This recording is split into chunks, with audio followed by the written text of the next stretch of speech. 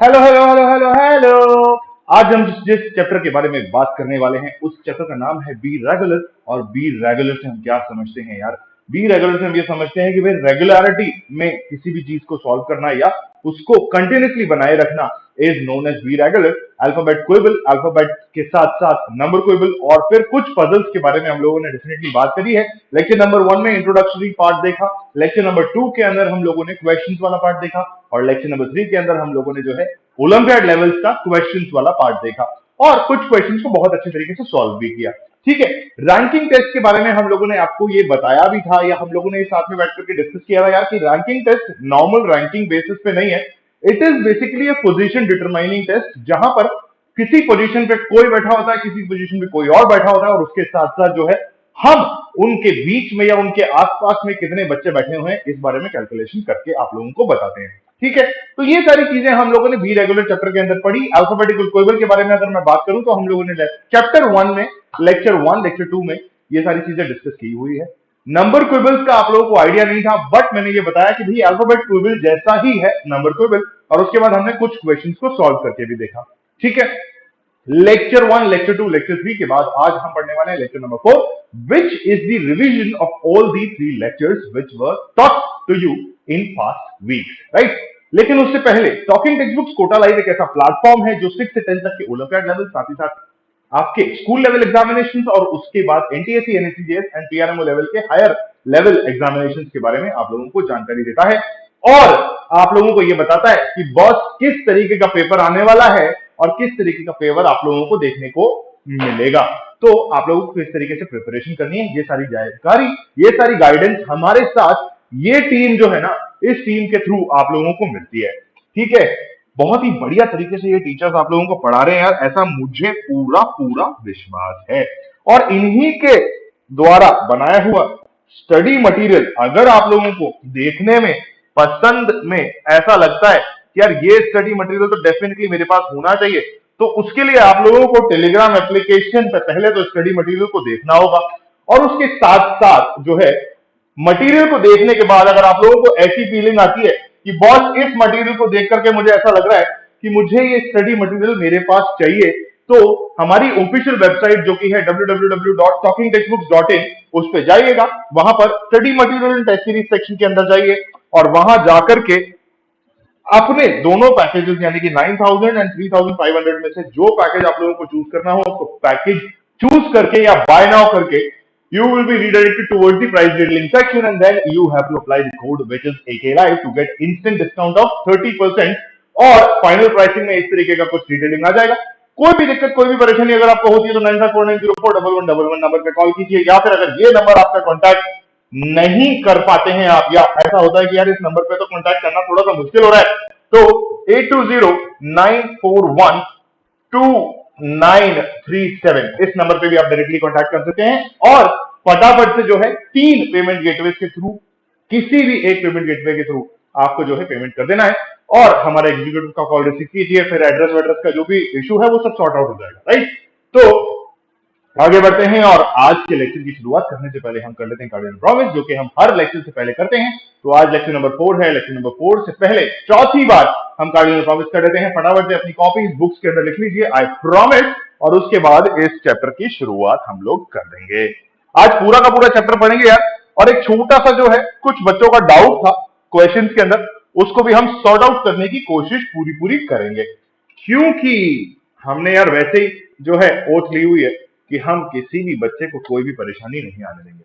ठीक है, चलिए शुरू करते हैं आज का lecture with the title of the lecture says be regular revision chapter number 7 and lecture number 4।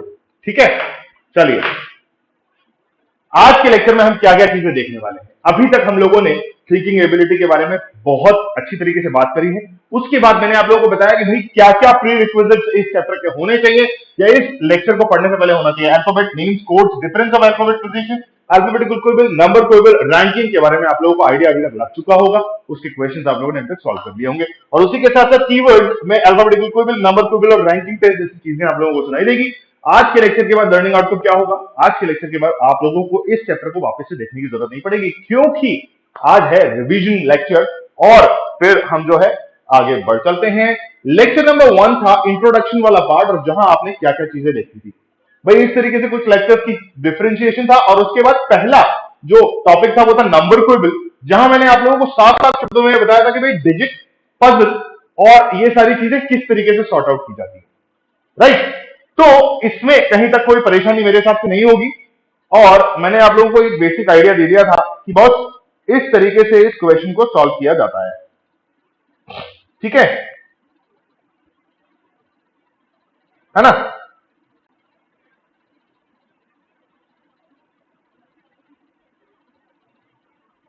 तो जब हमने इस क्वेश्चन को सॉल्व किया था तो हमें बेसिक आइडिया लगा था कि भाई how many fives are present here, ऐसा कुछ करके था। तो हमने काउंट किया कितने बार 5 लिखा हुआ है, तो 5 या 15 में भी लिखा हुआ था, बट 15 है, it is a total digit. तो हम क्या है 15 को काउंट नहीं करेंगे, बाकी की जो डिजिट थी हमने उसको काउंट किया था और हम आगे बढ़ गए थे, ठीक है। उसके बाद मैंने आप लोगों को बताया था कि दूसरे टाइप के क्वेश्चन जो आप लोगों के सामने नंबर क्विबल में देखने को मिलेंगे, उसमें प्रीवियस और नेक्स्ट का कुछ जिक्र हो रखा होगा। उसके बाद only previous, only next but not both के बारे में कुछ जिक्र हो रखा होगा। और फिर मैंने आप लोगों को कुछ प्रीवियस एंड नेक्स्ट और उसके कुछ एग्जांपल्स आपको एक्सप्लेन किए थे, जहां पर बहुत सारी बातें हम लोगों ने की थी, राइट। आई होप इसमें भी आप लोगों को कोई दिक्कत, कोई परेशानी नहीं हुई होगी, ठीक है ना। क्योंकि अगर कोई दिक्कत, कोई परेशानी होती तो आप लोग अभी तक मुझसे पूछ चुके होते, क्योंकि हम ऑलरेडी 3 सेशंस कंप्लीट कर चुके हैं इस चैप्टर से रिलेटेड, ठीक है भाई लोग। तो सेकंड, थर्ड एग्जांपल और फोर्थ एग्जांपल में हम लोगों ने कुछ ऐसी चीजें डिस्कस करी थी। उसके बाद आगे बात कर लेते हैं। अल्फाबेटिकल क्विबल के अंदर हम लोगों ने बात की थी कि अल्फाबेटिकल क्विबल का मतलब क्या होता है। अल्फाबेट से रिलेटेड कोई एक पजल है जिसके बारे में हम लोग को बात करनी है, ठीक है। क्या है? अल्फाबेट से रिलेटेड पजल है जिसके बारे में हम लोग को बात करनी है। अल्फाबेटिकल का मतलब A B C D E F G H I J K L M N O P Q R S T U V W X Y Z, और क्विबल का मतलब होता है पजल, ठीक है। तो अल्फाबेटिकल क्विबल के अंदर हमने 3 टाइप की चीजों को ध्यान रखना था। पहली थी रिवर्स ऑर्डर अल्फाबेटिकल पोजीशन, हमें याद होनी चाहिए, जो कि हमने चैप्टर 1 में ऑलरेडी पढ़ लिया है, ठीक है। सॉरी। उसके बाद सेकंड नंबर चीज क्या है? ओरिजिनल ऑर्डर अल्फाबेटिकल सीरीज, यानी कि A B C D F G H I J K L M N O P Q R S T U V W X Y Z. ये हमें पता होना चाहिए कि there are 26 number of alphabets, ठीक है। क्या है? 26 अल्फाबेट्स हमारे होते हैं, और उनकी एग्जैक्ट पोजीशन क्या होती है ये हमें पता होना चाहिए, ठीक है। उसके बारे में बात करते हैं। फिर आती है हमारी पोजीशन ऑफ अल्फाबेट्स, ठीक है। अगर मैं पोजीशन ऑफ अल्फाबेट्स की बात करूं तो आप लोगों को एग्जैक्टली अभी तक ये याद होना चाहिए कि आर जो है 18th पोजीशन पे होता है, टी जो है 20th पोजीशन पे होता है, डब्ल्यू जो है 23rd पोजीशन पे होता है, ए जो है फर्स्ट पोजीशन, सी जो है थर्ड पोजीशन, बी जो है सेकंड पोजीशन। ऐसे सारी पोजीशन आपको याद होनी चाहिए। इसका मतलब यह है कि भाई अगर आपको कोई नींद से उठाकर भी पूछे कि भाई पी की पोजीशन क्या होती है, तो आप फट से आंख खोलने से पहले ही बोल दो कि सर पी की पोजीशन तो 16 होती है ना। और एकदम से जो है हमारे चेहरे पे मुस्कुराहट आ जाएगी और हम ये बोल देंगे कि बेटा एकदम सही कह रहे हो तुम, ठीक है। और उसके बाद क्यू की पोजीशन भी आप लोगों को याद होनी चाहिए, क्योंकि क्यू जो है पी और आर के बीच में आता है, which holds on to the 17th position. बहुत अच्छी तरीके से ये जो चीजें हैं आप लोगों को याद करवाई गई है, ठीक है।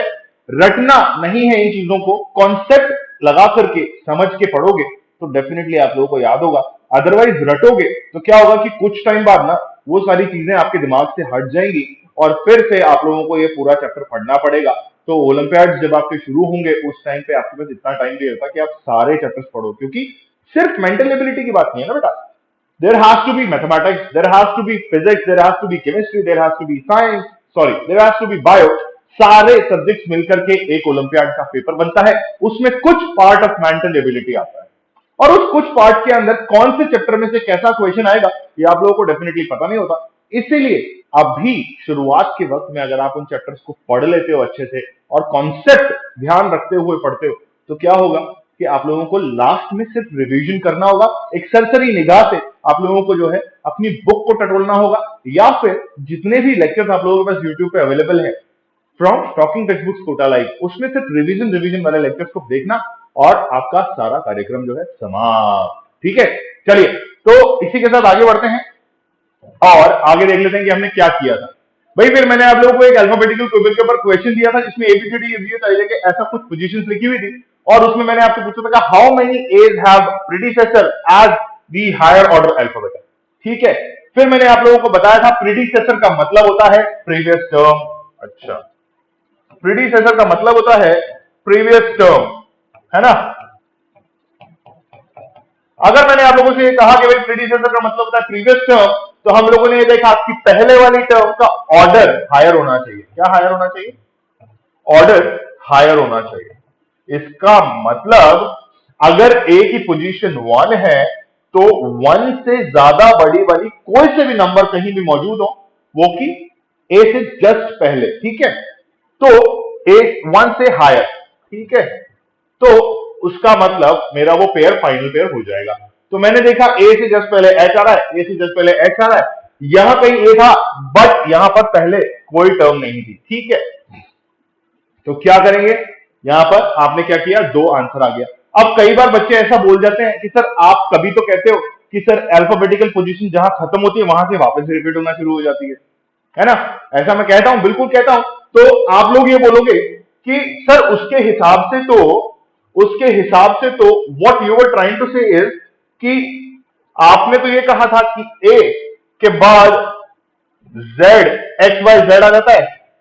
Sorry sorry sorry sorry sorry, क्या हो जाता है? एक्स वाई जेड आ जाता है और ए वापस से रिपीट होता है ना। तो इसका मतलब सर यहां पे बी आएगा, तो ये वाला पेयर भी तो होना चाहिए। डेफिनेटली ऐसा होना चाहिए, मगर ऐसा नहीं होता, क्योंकि क्वेश्चन जो है ना उस पर एक्चुअली डिपेंड करता है कि it has to be a repeated series और it has to be a normal 26 letter का सीरीज, ठीक है। तो इस टाइप के क्वेश्चंस में यहां पर आप चाहते हुए भी जेड नहीं लगा सकते, ठीक है। ऑल दो जेड का ऑर्डर 26 है तो ये हायर हो जाएगा, मगर अगर ऐसा क्वेश्चन में कहा हुआ है, क्या कहा हुआ है, ऐसा अगर क्वेश्चन में कहा हुआ है कि it is a continuous repeated series, तब उस केस में आप इस वाले ए को भी काउंट करोगे, अदरवाइज नहीं करोगे। क्या है बेटा? अदरवाइज इस ए को काउंट नहीं करोगे। क्लियर है? ठीक है, समझ में आ गया। यहां ये बच्चों का थोड़ा सा कंफ्यूजन था, ठीक है ना। तो इसको भी आप लोगों को दिमाग लगा के, ध्यान लगा के अपने पास रख लेना है। उसके बाद रैंकिंग टेस्ट की अगर मैं बात करता हूं, तो रैंकिंग टेस्ट के अंदर मैंने क्या क्या चीजें देखी। रैंकिंग टेस्ट के अंदर मैंने देखा कि भाई मुझे सीक्वेंस और सीरीज पता होना चाहिए, ठीक है।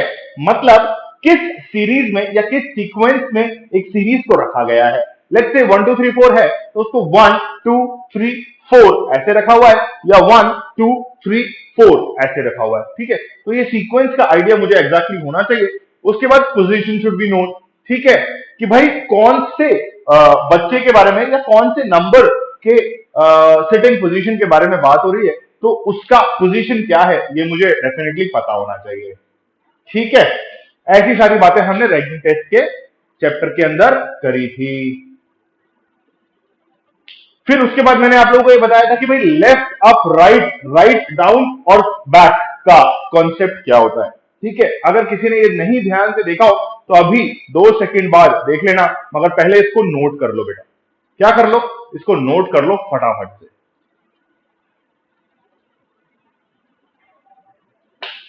अब इसमें ध्यान से देखो, मैंने आप लोगों को एक एग्जांपल भी दिया हुआ कि fourth from the left and eight from the right, ऐसा, और उसके बाद left side position in a series, ठीक है। मतलब left up right front down back are the position in a series, ठीक है। क्या है ये? पोजीशंस है किसी एक सीरीज की। क्लियर है?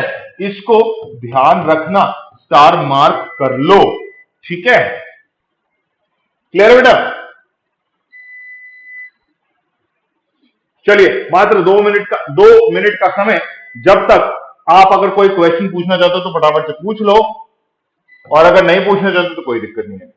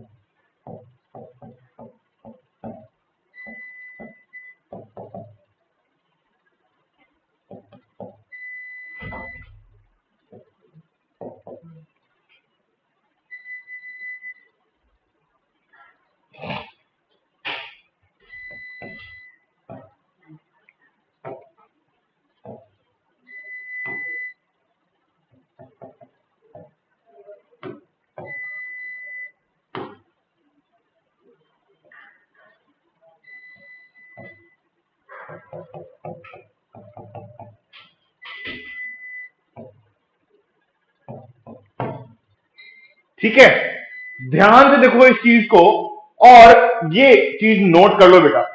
ठीक है, और उसके बाद तीसरा पॉइंट जो है ना उसको भी नोट कर लेना।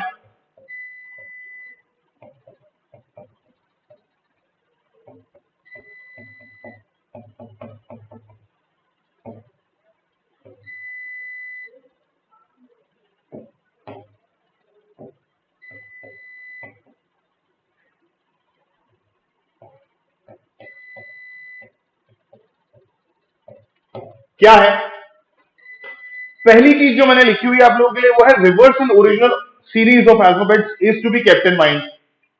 ये चीज आपको याद होनी चाहिए, ये चीज आपके दिमाग में बैठी हुई होनी चाहिए कि भाई पोजीशंस क्या क्या होती हैं और किस तरीके से चीजों को खेलना चाहिए। जैसे एक बहुत इंपॉर्टेंट पॉइंट जो है, जो बच्चे कई बार भूल जाते हैं या बच्चों के दिमाग से कई बार निकल जाती है, वो ये है बेटा कि रिवर्स ऑर्डर अल्फाबेटिकल सीरीज और ओरिजिनल ऑर्डर अल्फाबेटिकल सीरीज के अंदर सेंटर एलिमेंट या सेंटर अल्फाबेट जो है वो चेंज होते हैं।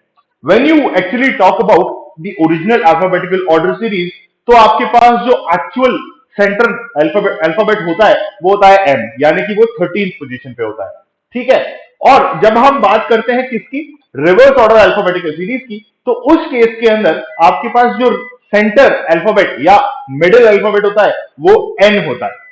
ठीक है, तो ये चीज जो है बहुत इंपॉर्टेंट है, इसको ध्यान रखना बहुत जरूरी है कि एम कहां पर सेंटर अल्फाबेट होता है और एन कब सेंटर अल्फाबेट होता है। रिवर्स के केस में एन सेंटर अल्फाबेट होता है और एक्चुअल अल्फाबेटिकल सीरीज के केस में एम जो है वो सेंटर अल्फाबेट होता है। ठीक है, तो ये चीज आपको याद होना चाहिए, मतलब reverse order and original order alphabetical series याद होनी चाहिए। ठीक है, उसके बाद answers are to be given according to the questions only. मतलब अगर क्वेश्चन में आपसे बोला गया है कि ए और बी के बारे में कुछ बताओ, तो आप ए और बी के बारे में कुछ बताओगे, है ना। या फिर अगर आपसे काऊ के बारे में कुछ पूछा हुआ है तो आप काऊ के बारे में ही बताओगे, आसपास की बातें नहीं करोगे। उससे रिलेटेड एक पॉइंट ये रहा भाई, अगर आपसे एग्जैक्टली पूछा हुआ है या आपको एग्जैक्टली बताया हुआ है कि the series given to you, the alphabetical series given to you is a non repeating series, sorry is a repeating series, ऐसा बताया हुआ है, तो आप ए के आगे जेड को वापस से कंसिडर करोगे, नहीं तो ए से लेकर के जेड तक कंसिडर करोगे और वो 26 अल्फाबेट के अलावा और कुछ नहीं दिखेगा आपको। ठीक है, जो कि हमारा पिछले वाले क्वेश्चन में मैंने आप लोगों को बताया था। ठीक, उसके बाद थर्ड चीज है रैंकिंग और position play important role. Ranking test जो है बहुत अच्छा टाइप का टेस्ट होता है। अगर एग्जैक्टली वर्ड टू वर्ड आप उस क्वेश्चन को पढ़ते हो तो that is a good part, otherwise क्या होगा कि आप लोगों को प्रॉब्लम आएगी रैंकिंग टेस्ट सॉल्व करने में। ठीक है, आगे बढ़ते हैं बेटा, और आगे बढ़ते हुए हम देखते हैं कि भाई हमने लेक्चर 2 यानी कि क्वेश्चन के अंदर किस तरीके के क्वेश्चन को देखा था। ये हमारी लेक्चर स्लाइड थी, ये हमारे लर्निंग आउटकम्स थे, और उसके बाद हम लोगों ने कुछ इस तरीके से एक क्वेश्चन को सॉल्व किया था विच सेज कि भाई which is the third number two the left of, जहां पे मैंने आप लोगों को बताया था कि भाई ये क्वेश्चन जो है आप ऑलरेडी कर चुके हो। कहां पर कर चुके हो, अल्फाबेट टेस्ट या अल्फाबेट क्विबल के अंदर आप लोग एक क्वेश्चन कर चुके हो जो कि चैप्टर नंबर 1 है आप लोगों की कक्षा का, जिसमें मैंने आप लोगों को बताया था this of plays a very important role. इस ऑफ की वजह से ये जो आगे वाली लाइन है ना, ये स्टेप 2 की जगह स्टेप 1 हो जाती है। ठीक है, क्या हो जाती है, स्टेप 2 की जगह स्टेप 1 हो जाती है, और ये जो पीछे वाली लाइन है ये जो है स्टेप 2 के केस में कंसिडर होती है। क्लियर है, तो ये चीज जो है ना, ये ऑफ का जो खेल है ये ऑफ का खेल बहुत बुरी तरीके से पेपर में क्वेश्चंस को बिगाड़ देता है। अगर आपने प्रैक्टिस नहीं किया हुआ होगा या इस टाइप का क्वेश्चन सॉल्व नहीं किया होगा तो आप जो है कुछ भी कराओगे पेपर के अंदर और आपका आंसर भी एग्जैक्टली सही आ जाएगा, क्योंकि आप उल्टे तरीके से इस क्वेश्चन को सॉल्व करोगे ना तो इन चार ऑप्शंस में से option B would not be your answer, option C will be coming out your answer और option D will be coming out as your answer, और आप लोगों को लगेगा कि यार आंसर तो मेरा आ गया, इसका मतलब मैंने क्वेश्चन सही किया है। ठीक है, तो ये जो है बहुत सिली मिस्टेक होती है और बहुत सारे बच्चे ऐसी मिस्टेक कर देते हैं, तो ऑफ के बारे में ध्यान रखना जरूरी है। उसके बाद मैंने आप लोगों को बताया था कि भाई in the following list of numbers how many twos are there, ठीक है, each of which is followed by और प्रीसीडेड बाय 4, तो फॉलोड बाय 1 प्रीसीडेड बाय 4, इस केस में आप लोगों को जो चीज ध्यान रखनी है वो ये है कि प्रीसीडेड बाय का तो मैंने बता दिया था और फॉलोड बाय का मैंने शायद वर्बली बताया था, और फॉलोड बाय का मतलब होता है कि भाई आगे यानी कि नेक्स्ट आने वाला नंबर कौन सा है, तो हम लोगों ने वही चीज कंसिडर करी 1 to 1 1 to 2 ऐसा कुछ केसेस बनाए और मैंने आप लोगों को बताया कि भाई 4 जो है एग्जैक्टली आपके पास which of the following list of numerals how many twos are the following by 1 but not preceded by 4, अच्छा ठीक है ना, तो ये दो चीजें आप लोगों को दिमाग में रखनी है कि एक्चुअल में क्वेश्चन में पूछा क्या गया है। ठीक है, क्या हुआ यहां पर आपसे बोला गया कि each of which is followed bye but not, ये जो है ये बहुत इंपॉर्टेंट रोल प्ले कर गया यहां पर, बट नॉट कई बार बच्चों के दिमाग में आता ही नहीं है या उनको दिखाई देता है बट वो पढ़ नहीं पाते, क्यों, क्योंकि एग्जाम का प्रेशर इतना होता है तो हमें हर क्वेश्चन को जो है ध्यान से देखते हुए पढ़ते हुए शांति के साथ सॉल्व करना होता है। ठीक है, अगला क्वेश्चन देख लेते हैं, how many threes are there in the following sequence which are neither preceded by nor, neither और नॉर का जो एक्चुअल मीनिंग है ये हमें पता होना चाहिए। नाइदर और नॉर का मतलब होता है ना तो कंडीशन 1 हो ना कंडीशन 2 हो। ठीक है, तो कंडीशन 1 इस क्वेश्चन में क्या थी, नाइदर प्रीसीडेड बाय 6 यानी कि 6 पहले नहीं होना चाहिए, नॉर इमीडिएटली फॉलोड बाय 9 ये भी होना चाहिए, और ये नंबर जो है जिसके बारे में बात हो रही थी वो है 3। ठीक है, तो 3 से पहले ना तो 6 होना चाहिए ना 9 होना चाहिए, and this is the only condition जो कि यहां इस क्वेश्चन में आपसे पूछी गई है। तो हमने क्या करा कि भाई दो नंबर्स को यहां पॉइंट आउट किया क्योंकि ये वाला नंबर तो डेफिनेटली फॉलो नहीं हो रहा। ठीक है, और उसके बाद जब हम बात करते हैं 3 की तो ये वाला कंडीशन भी डेफिनेटली फॉलो नहीं हो रहा एंड देन ये वाला कंडीशन भी डेफिनेटली फॉलो नहीं हो रहा। ठीक है, तो हमने सिर्फ दो कंडीशंस को मार्क किया विच वर दीज दिस एंड, ठीक, और आंसर हमने कर दिया ऑप्शन नंबर 2 यानी कि बी ऑप्शन हमारा फाइनल आंसर हो गया। उसके बाद answer the following questions given below in the alphabetical series, एक अल्फाबेटिकल सीरीज आपको दी हुई है, क्वेश्चन आपसे पूछा गया कि which letter is the fifth to the right of, ये देखो ये फिर से ऑफ वाली कंडीशन हाईली लाइकली होता है कि आप ऑफ को पढ़ना भूल जाओ, तो ध्यान रखो आराम से बहुत कंसंट्रेशन के साथ आपको जो है मेंटल एबिलिटी के क्वेश्चंस को पढ़ना है। ऑफ वाली कंडीशन वापस से अल्फाबेटिकल सीरीज लिखी गई और अल्फाबेटिकल सीरीज लिखने के बाद मैंने आप लोगों को बताया कि बहुत किस तरीके से इस क्वेश्चन को सॉल्व करना है। ठीक है, तो स्टेप 1 उसमें क्या हुआ, the 18th letter from your right, ये हुआ आपका स्टेप 1, पहले आप 18th लेटर को डिटरमाइन करोगे और उसके बाद जाकर के आप जो है letter fifth to the right ये स्टेप 2 डिटरमाइन करोगे। क्या किया हम लोगों ने, हमने किया कि इस अल्फाबेटिकल पोजीशन के बेस पे हमने पहले तो 18th letter from your right side निकाला। ठीक है, तो ये भाई साहब जो थे यहां से अगर हम देखेंगे हमारे तो 3 3 6 3 9 और उसी तरीके से 3 3 6 और 3 9 आई हमने पॉइंट आउट किया कि बॉस आई जो है मेरा 18th लेटर है और उसके बाद fifth letter to the right of, ये क्या हुआ यार,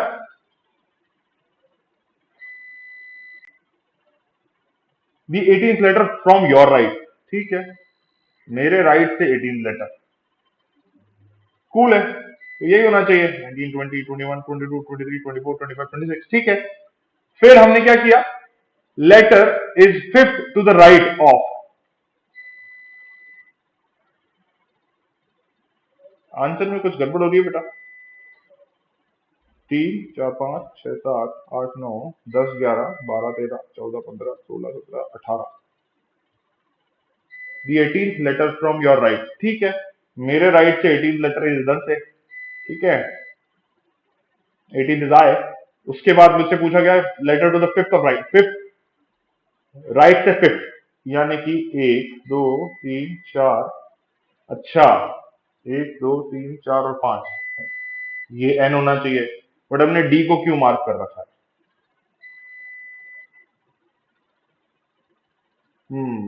कूल। तो कोई बात नहीं बेटा, इसमें करेक्शन कर लो। क्या कर लो? इसमें करेक्शन कर लो। ये शायद लास्ट टाइम समहाउ क्वेश्चन में गड़बड़ हो गई है, तो मेरे को वीडियो देखना पड़ेगा यार कि क्या हुआ था, क्यों मैंने डी मार्क किया था। इतनी बड़ी गलती हमने कैसे कर दी? 6 7 8 9 10 11 12 13 14 15 16 17 18। मैं शायद 8th लेटर ले गया था उसको। ठीक है, कूल, कोई दिक्कत नहीं है। वापस से इस क्वेश्चन को देख लो यार। 2 4 6 8 10, 2 4 6 8, ठीक है, 18, 18th लेटर इज दिस। और उसके बाद 1 2 3 4 5, एन होना चाहिए इसका आंसर, है ना? डी नहीं होगा, करेक्शन कर लेना बेटा। चलिए, तो इसी तरीके से हम आगे बढ़ते हैं। अगला क्वेश्चन हमारा था answer the following question based on the alphabetical series if all the vowels are removed from the alphabet which letter will be the seventh to the right of fifth letter. ठीक है, तो हमने क्या करा, ये alphabets हमने हटा दिए। क्यों? क्योंकि दीज आर वॉवल। ठीक है, और इन वॉवल्स को जैसे हमने रिप्लेस किया, रिमूव किया, तो वापस से ये ऑफ वाली कंडीशन हमारे सामने आके खड़ी हो गई। हमने इसको स्टार मार्क किया और फिर कहा गया था fifth letter from the left. तो fifth letter from the left कौन सा होता है? फिफ्थ ये होता है भाई। ठीक है, लेफ्ट साइड से, लेफ्ट साइड से फिफ्थ लेटर जी पकड़ा। और उसके बाद हमने देखा कि which will be the seventh to the right, मतलब इसके राइट हैंड साइड में देखना था। तो 2 3 4 5 6 और 7वां, यानी कि P will be the final answer to this type of question. I hope ये क्वेश्चन आप लोगों को समझ में आ गया होगा। तो हम चलते हैं हमारे अगले सवाल की तरफ, जो है ये। ठीक है, फिर हमने सिक्स्थ क्वेश्चन किया, जहां पर वापस से वही पेयरिंग वाला क्वेश्चन था, और ये भी थोड़ा इजी टाइप का क्वेश्चन था, तो हमने इसको फटाफट से सॉल्व कर लिया,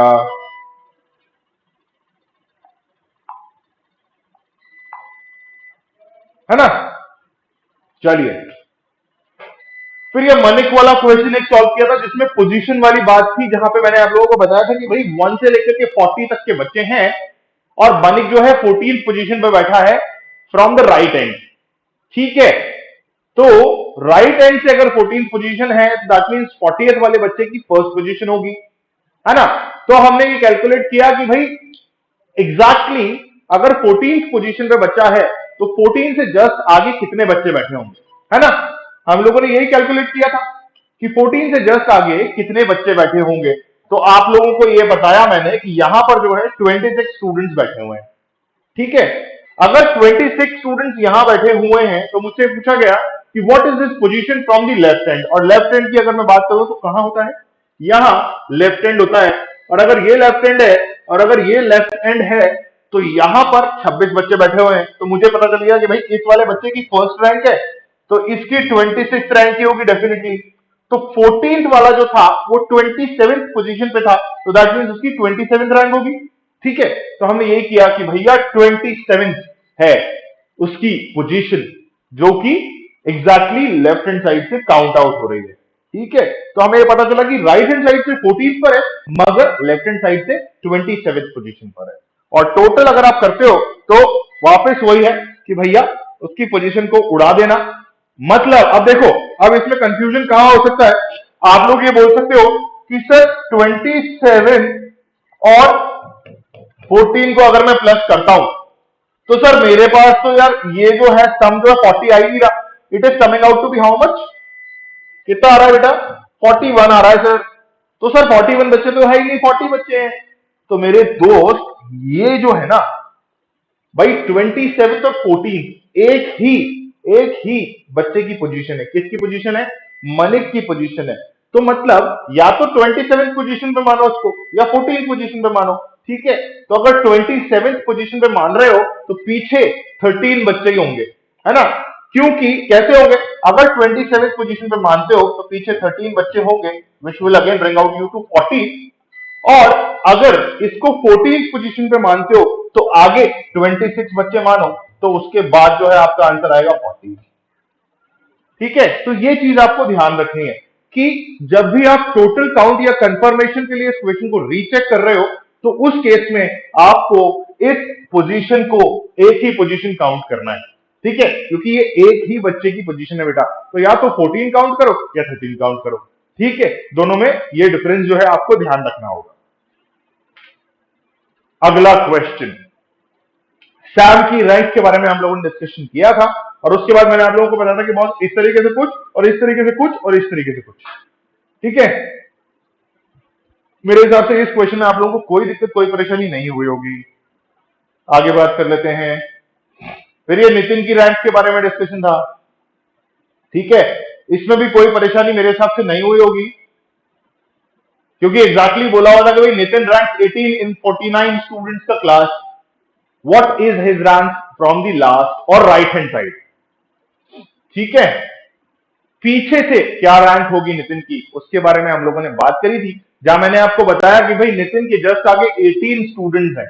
ठीक है, सॉरी, नितिन के जस्ट आगे जो है 17 स्टूडेंट्स हैं और 18 पे नितिन है, तो नितिन की बाद वाली पोजीशन 19 होगी, और 19 से 49 के बीच का जो डिफरेंस है वो हम कैसे कैलकुलेट करेंगे, 49 माइनस 18 इज 31।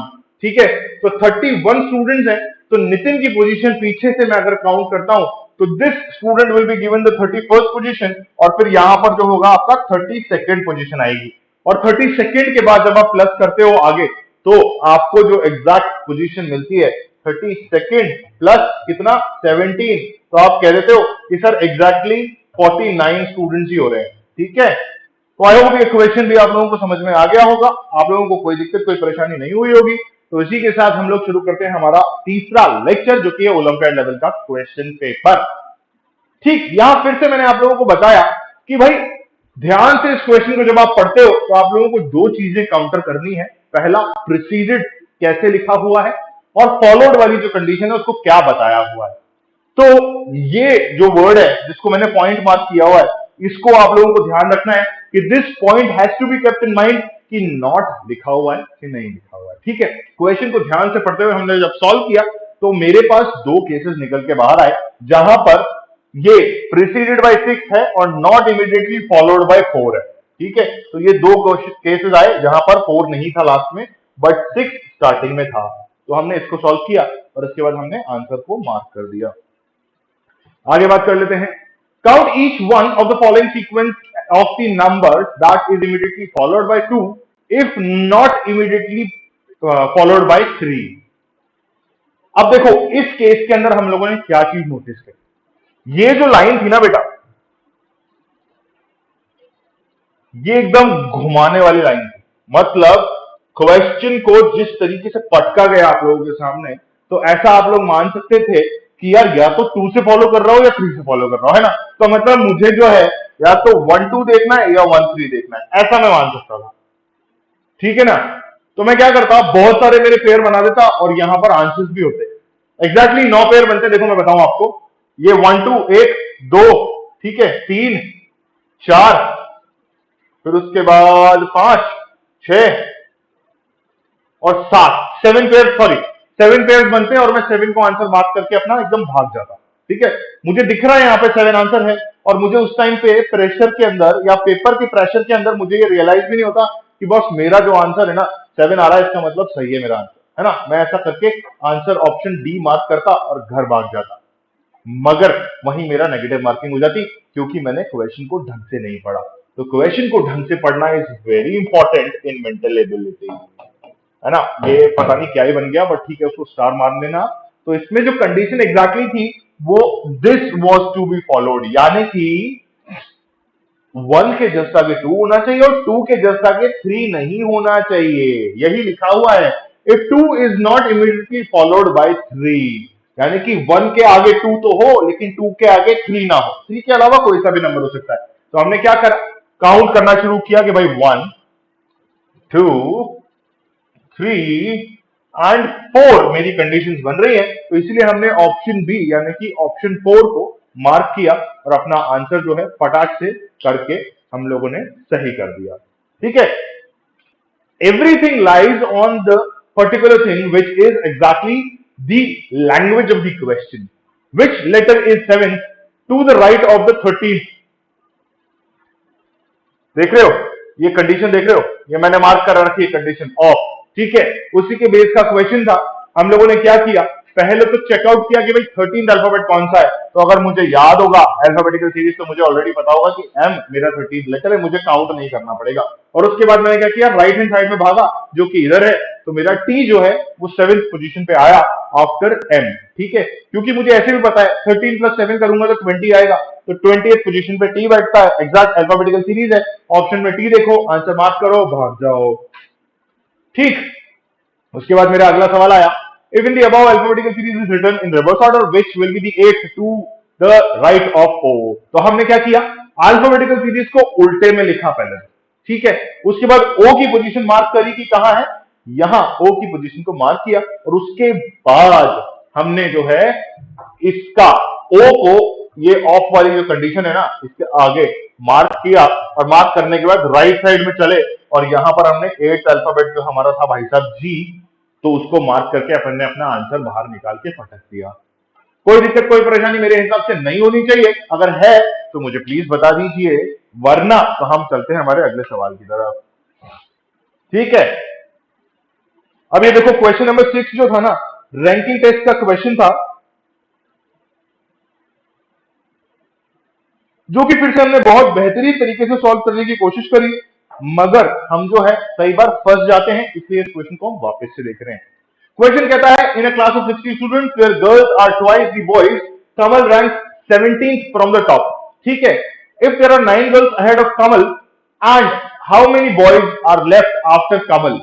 ठीक है, ठीक, तो हमने क्या करा, पहले तो टोटल नंबर ऑफ स्टूडेंट्स लिख लिए कि 60 है, फिर हमें जो दिया हुआ था वो ये था कि 1:2 के रेशो में है, यानी कि अगर एक लड़का है तो उसके साथ 2 लड़कियां हैं। अगर आप रेशो वाइज कंपेयर करते हो तो एक लड़के पे 2 लड़कियां हैं।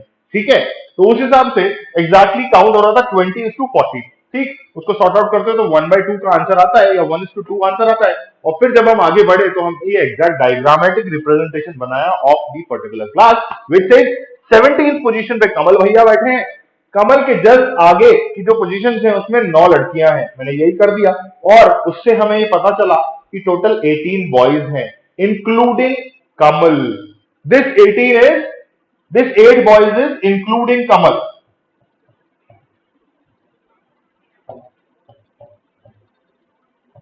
ठीक है, ये याद रखने वाली चीज है यार कि ये 8 बच्चों में कमल भी इंक्लूड हो रखा है।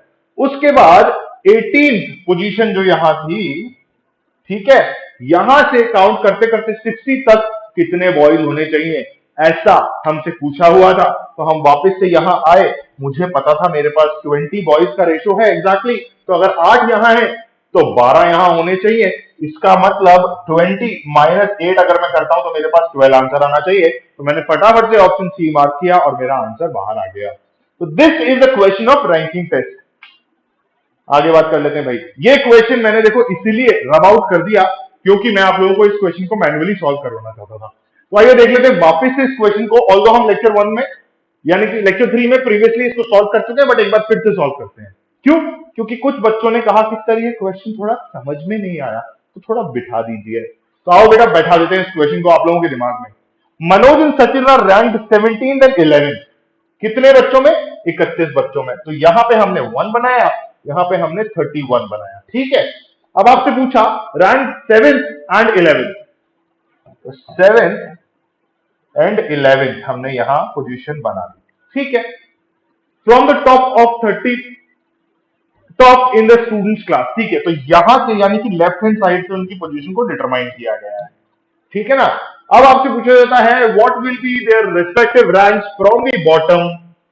ठीक, तो भाई अगर यहां से यहां तक मेरे 11 बच्चे हैं तो यहां 12th वाला बच्चा होगा, और अगर ये 12th से 31 तक है तो इसका मतलब मुझे ये पता होना चाहिए कि यहां पर कितने बच्चे हैं। क्यों? क्योंकि मुझे पीछे वाले को रैंक 1 देनी है और उस हिसाब से मेरी रैंकिंग डिसाइड होगी इन दोनों बच्चों की। तो मैंने क्या करना है, 31 माइनस 11 कर देता हूं मैं, तो which will give me how much, 20 student. Clear है बेटा? तो मुझे ये पता चला कि यहां पर total number of students is 20। ठीक है, अब 20 स्टूडेंट्स का पता चलते ही मुझे ये पता चल गया कि अगर ये फर्स्ट रैंक है तो ये 20th रैंक होगी। क्लियर है? क्लियर है बेटा? फिर मुझे क्या पता चला कि अगर ये मेरी 20th रैंक है तो ये मस्ट बी 21st रैंक, है ना? और उसके बाद जब मैं कैलकुलेट करता हूं तो 22nd 20, फिर 22nd आता है, 23 आता है, 24 आता है, और ये जो है भाई साहब हमारे 25th पोजीशन पे बैठे हुए हैं। कैसे, कहां से? पीछे से 25th पोजीशन पे बैठे हुए हैं। अभी समझ में आया कैसे? 24 कौन होगा? 8th वाला, 9th वाला, 10th वाला और 11th वाला। क्लियर? तो क्या हुआ, पीछे से 21st और 25th, तो पहले वाली पोजीशन हमें पहले डिटरमाइन करनी है, इसलिए हमने कहा ऑप्शन सी हमारा करेक्ट आंसर है। मेरे हिसाब से अब कोई दिक्कत, कोई परेशानी नहीं होगी, बहुत क्लियरली मैंने समझा दिया कि एक्चुअल में किया क्या है। ठीक है, this 20 is what, this count. आगे बात कर लेते हैं 8th नंबर का क्वेश्चन, फिर से वही बढ़िया वाला क्वेश्चन था जहां पूछा हुआ है कि भाई Ravi is 7th rank ahead of Sumit in a student class of 39। मुझे कोई दिक्कत नहीं है, मैंने यहां 1 लिखा, मैंने यहां 39 लिखा और मैंने क्वेश्चन को सॉल्व करना शुरू किया। क्या हुआ है, सुमित से 7 पोजीशंस आगे है रवि, और सुमित की पोजीशन जो है फ्रॉम द लास्ट 17th बताई गई है, 17th बताई है, यानी कि सुमित भैया यहां बैठे हैं और हम इनको ऐसे ऐसे मार्क कर देते हैं। ठीक है, ये फर्स्ट है और ऐसे ऐसे करते हुए ये 17th पोजीशन है। ठीक है, पीछे से 17th बताइए बेटा। ठीक, तो अब उसके हिसाब से 7 रैंक अहेड कौन है? रवि। तो 17th, फिर 18th, 19th, 20, 21, 22 एंड 23। कैसे हुआ? 1, 2, 3, 4, 5, 6 और 24। ठीक है, ये हुआ। कैसे भाई, 17th पोजीशन पे आप हैं और 7 रैंक अहेड आपके क्या है? रवि है। तो रवि की पोजीशन पीछे से कितनी हुई? कितनी हुई? 24 हुई, क्योंकि 1, 2, 3, 4, 5, 6 और 7 रैंक अहेड है कौन? रवि। कहां से? सुमित से। ठीक है, जस्टिफाइड। अब अगर आपको यह पता चला कि 24 स्टूडेंट्स यहां हैं आउट ऑफ व्हाट, 39, तो आप क्या करोगे? 39 में से 24 माइनस कर दोगे तो आपको एग्जैक्टली यहां से यहां तक का गैप कितना है ये पता चल जाएगा, है ना? यहां पर जो 25वां बच्चा है और उसके बाद ये जो है 39th पोजीशन, उसका गैप आपको पता चल जाएगा, which will come out to be how much, 39 minus 24। तो आप यहां बोलोगे कि सर 15 बच्चे हैं मेरे पास जो इस 24th पोजीशन के आगे बैठे हुए हैं। ठीक है बेटा? ठीक है, फिर आपसे पूछा गया कि what is Ravi's rank from the start, तो ये रवि थे। अगर इसके आगे 15 बच्चे बैठे हुए हैं विच से 15th पोजीशन यहां पर है, तो ये डेफिनेटली 16th पोजीशन होगी। ऐसा मुझे क्लियर हो जाता है और मैं फटाफट से ऑप्शन सी मार्क कर देता हूं और मुझे कोई दिक्कत, कोई परेशानी नहीं होती इस क्वेश्चन को सॉल्व करने के लिए। ठीक है, ध्यान से देख लिया इस क्वेश्चन को, फटाफट से इसको भी कॉपी कर लो।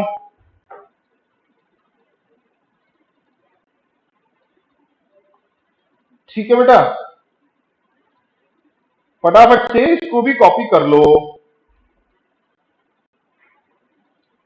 ठीक, कोई दिक्कत आ रही है क्या इस क्वेश्चन के अंदर? भाई 1 से 17 काउंट किया और उसके बाद बाकी का क्वेश्चन सॉल्व कर लिया। 39 माइनस 24 किया, क्योंकि 7 रैंक अहेड बताया था, तो मुझे ये पता करना था कि 24 के आगे कितने बच्चे हैं।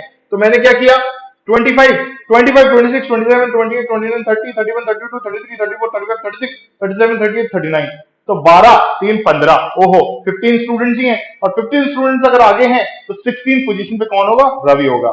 ठीक है, ऐसा करके मैंने मेरा क्वेश्चन को सॉल्व किया, और उसके बाद जो है फाइनली मेरे पास जो चीज कहने को आती है वो ये है कि बेटा आपका बी रेगुलर चैप्टर फाइनली खत्म हो गया है। होमवर्क आप लोगों का जो है कि बी रेगुलर चैप्टर को फाइनली खत्म कर लीजिए और उसको प्लीज सॉल्व करके मुझे असाइनमेंट भेज दीजिए, और असाइनमेंट भेजने के बाद मैं उस असाइनमेंट को देख लूंगा कि आप लोगों ने कितने क्वेश्चन किए, कितने क्वेश्चन नहीं किए। Till then keep liking the video, keep sharing the video as much as you can, and if you haven't subscribe to the channel talking with Koota Life, do subscribe to the channel and do not forget to press the bell icon so that you may remain notified for the upcoming videos of the series. ठीक है, till then keep joining the family of 6,000 plus subscribers and keep cracking all your goals whichever you want to by using my code AKLive. Thank you.